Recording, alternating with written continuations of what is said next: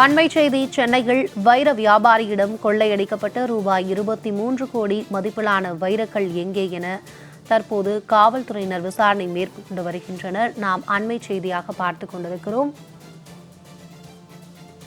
சென்னையில் வைர வியாபாரியிடம் கொள்ளையடிக்கப்பட்ட ரூபாய் 23 கோடி ரூபாய் மதிப்பிலான வைரக்கல் எங்கே என வியாபாரி தற்போது காவல்துறையிடம் புகார் கொடுத்த நிலையில் தற்போது காவல்துறையில் விசாரணை மேற்கொள்ளப்பட்டு வருகிறது. நாம் அண்மை செய்தியாக பார்த்துக் கொண்டிருக்கிறோம்.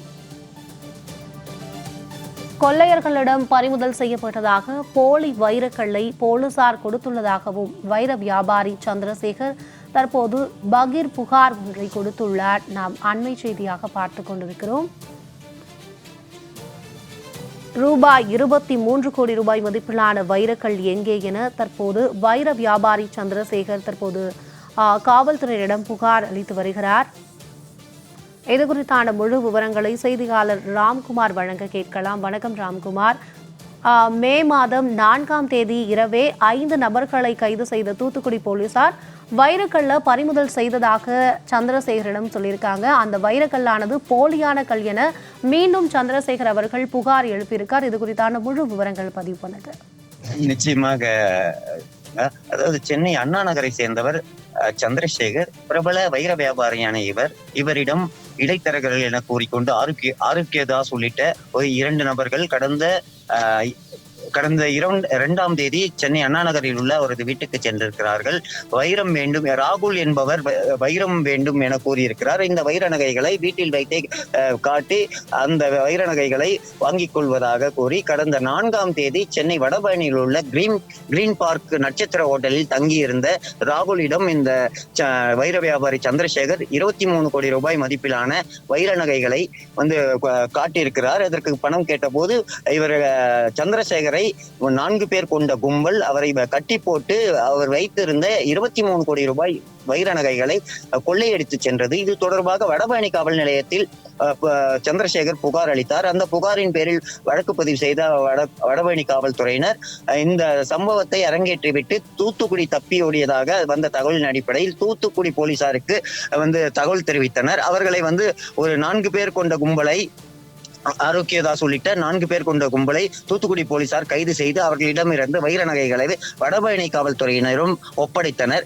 இந்த நிலையில் கடந்த 13ஆம் தேதி சந்திரசேகரின் மகள் வடபழனி காவல் நிலையத்தில் கொள்ளையடிக்கப்பட்ட வைரங்கள் வேண்டும் என கூறியிருக்கிறார். அந்த வைர நகைகளை கொடுத்திருக்கிறார். அதன் பிறகு சோதனை செய்து பார்த்த போதுதான் கொள்ளையடித்த அந்த வைர நகை வேறு போலியான வைர நகைகளை கொடுத்து ஏமாற்றியது தெரிய வந்தது. இதன் அடிப்படையில் வடபழனி காவல் நிலையத்தில் புகார் அளித்தார். ஆனால் காவல்துறையினர் சந்திரசேகரின் மகளை மிரட்டி அனுப்பியிருக்கிறார்கள்.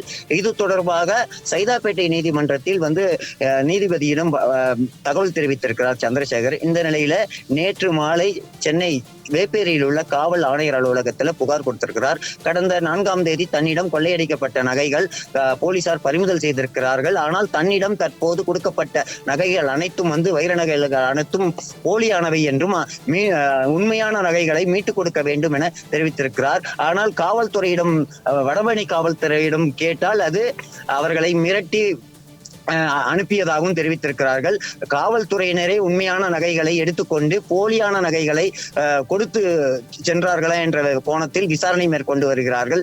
குறிப்பாக கடந்த 4ஆம் தேதி சந்திரசேகரை கிரீன் பார்க் ஹோட்டல் என்ற நட்சத்திர விடுதியில் கட்டி போட்டுவிட்டு அவரை மயக்கப்படுத்திவிட்டு 23 கோடி ரூபாய் நகைகளை கொள்ளையடித்து சென்றார்கள். 24 மணி நேரத்தில் குற்றவாளிகளை பிடித்து விட்டோம் என சென்னை காவல்துறையினர் தெரிவித்தாங்க.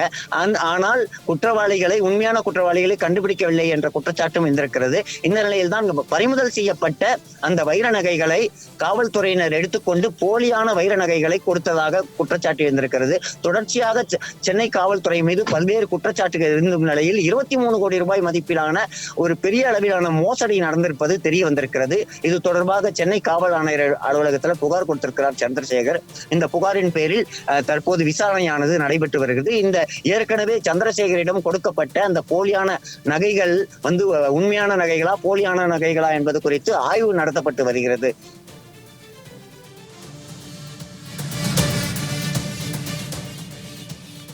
ராம்குமார், உங்களுடைய கூடுதல் விவரங்களுக்கு நன்றி.